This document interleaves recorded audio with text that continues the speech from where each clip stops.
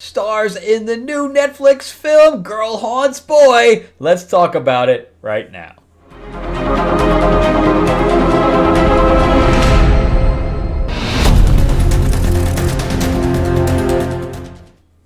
Welcome back to the channel, everyone. Thank you so much for spending time with me as we rant about movies, comic books, and television shows, as well as the occasional board game. I am your host, Frank Zanca. I am an award-winning screenwriter, novelist, and comic book writer, as well as a filmmaker. And talking about comics, I did get my new Lords of LA issue 2 in the mail. This is my vampire mob set in 1950s Hollywood. We are going to be fulfilling our latest Kickstarter. And it is pretty cool. It's got some really good stuff in there. Plenty of vampire and monster action. It's good stuff. So if you want a copy of it, I do sign them. You can basically go to the comment section and just say, hey, I want issues 1, I want issues 2, and I can figure it out with you. All right? Plus, we are live on Kickstarter and fully funded for Mythlords Classic Monsters card game, just in time for Halloween. Do the Monster Mash and play as your favorite classic monster. So you can go to mythlords.net. It plays 1 to 4 players, so yes, it has a solo mode, and beat your enemies. Your friends are not safe from monster-on-monster action. So yeah, definitely check out the link in the description below, or go to mythlords.net and help us unlock some stretch goals. And it does come with some cool figures of Frankenstein and Dracula and more. So definitely go and check that out. All right, so let's jump into Girl Haunts Boy with Peyton List from, of course, you kind of know where she's from. She is from Cobra Kai. In fact, when I saw her at a convention, she had a pretty long line in considering to everybody else. But yeah, her acting is decent. I can't say she's a bad actress at all. The acting in this is okay. The director started out as a producer. Her name is Emily Ting. I have not seen anything that she's done. This will be the first thing. I think she kind of stays in like the YA area, which is why I've never seen anything. In fact, if Peyton List wasn't in this, I probably wouldn't have watched it. It was definitely panders to more of the romance group. So if it's more directed towards women, I would think. I did semi-like it. There were some things I liked about it. I'll put it that way. And it also stars Michael Cimino. I have not seen anything that he's ever been in. And he's done some voiceover work as well. And the two writers have really never written anything. They both have like 2 writing credits. So I have no idea how they got to write this and sell it, but apparently they did. So I don't know if this is going to be like a movement in their career or not. But it's Dustin Ellis and Cesar Vitale. So yeah, so I don't know what's going to happen with them, but I can tell you that they don't have much. And the writing on here is, I would say, average. We have an average script. The actors are what really bring this to life. If the written page it's okay. What I do like about it, and I'm not really going to go into spoilers, I am going to just go into the general tone of what happens and the beats of what the story is about. So the story is about Beatrice, something like that. But she is in the 1920s, maybe the early 30s. I can't really tell. But from the clothes she wears, I would say, and the bob haircut, I would think it was the late 20s. So she's in, 1928, 1927, whatever it may be. And her class, because she is a teenager here, I don't know how long that Peyton List is going to play a teenager, but she's playing a teenager once again. So she has a class trip to a museum, and for some reason, the objects have no locks or clasps, or there is a security guy there, but he doesn't do a very good job, apparently. She directs his attention towards something else, and she steals one of the rings, okay? But what she doesn't know is she only stole a part of the ring. So when she leaves the the museum, she gets run over immediately and dies. And so then that's the opening scene, and then we jump to basically 100 years later. And she is stuck in this house, and she doesn't know why.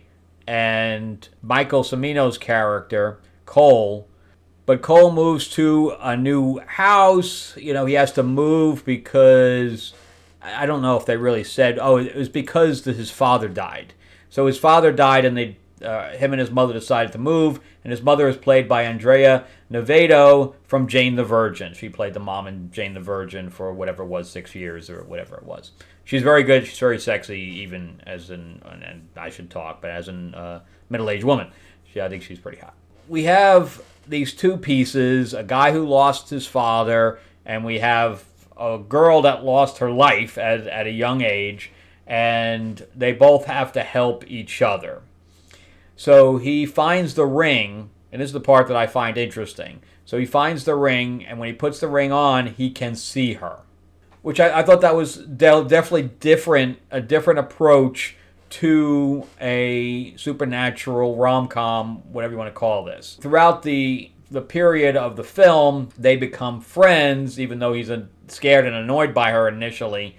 And she can, which I was wondering why this even happened, but once during every year, which is the day of her death, she can become tangible, which I also thought was weird, cool but weird.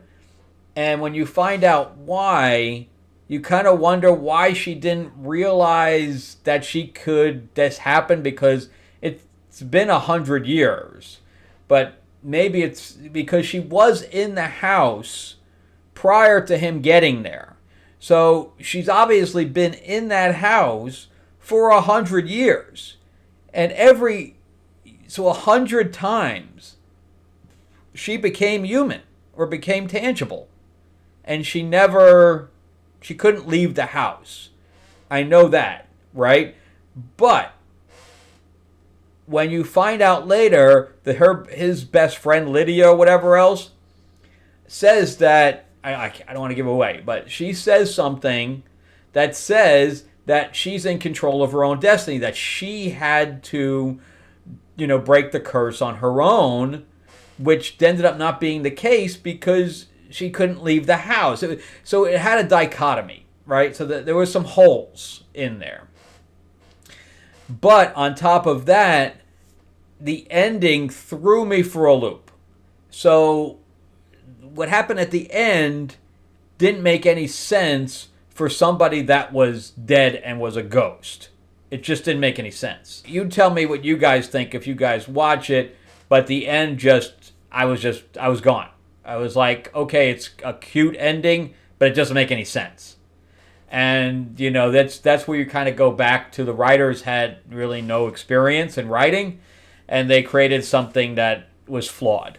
And if you walk away saying, oh, it was a cute ending, I like the ending because it did this and this, but it made no sense in the correlation of the rest of the pieces of the film. The world and that they set up and how time works, it didn't make any sense. But anyway, that's it for me. I will probably get some very, very average film. It's a cute film, but it's average. So I'm going to give it like a 5, maybe a 5.5, because the actors really kind of injected their own sense of life into it, and I think the production design was pretty good too. And also what confused me was that she had no coat and no hat on inside the house, and then when they left the house, she suddenly had a hat and coat on, and I was like, where did that come from? How does this constantly keep happening? They don't even show it materialize on her or anything. At least show us that, but it's just, some of it was just, it's got holes in it. But I thought the costuming was pretty good because it does, go back and forth to the 1920s. And we had, the 1920s cars and all that stuff, and 1920s New York and all that stuff. It was pretty neat. All right, well, that's it for me. Thank you guys so much for watching. I greatly appreciate it. Remember to give me a like and give me a thumbs up if you can. And if you can subscribe to the channel, please do. Ring that bell, ding, ding. I am trying to grow the channel out. Plus, remember, go to mythlords.net and pre-order a copy of Mythlords Classic Monsters card game, where, yes, you can play as your favorite monster.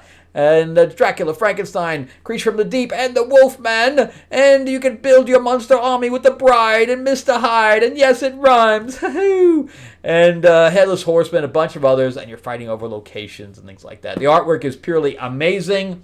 And yeah, just for that, it's worth the little bit of money that the things are.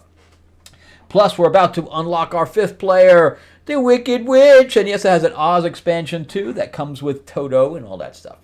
All right, thanks again for watching, guys. I will see you on the next episode. Have a great week.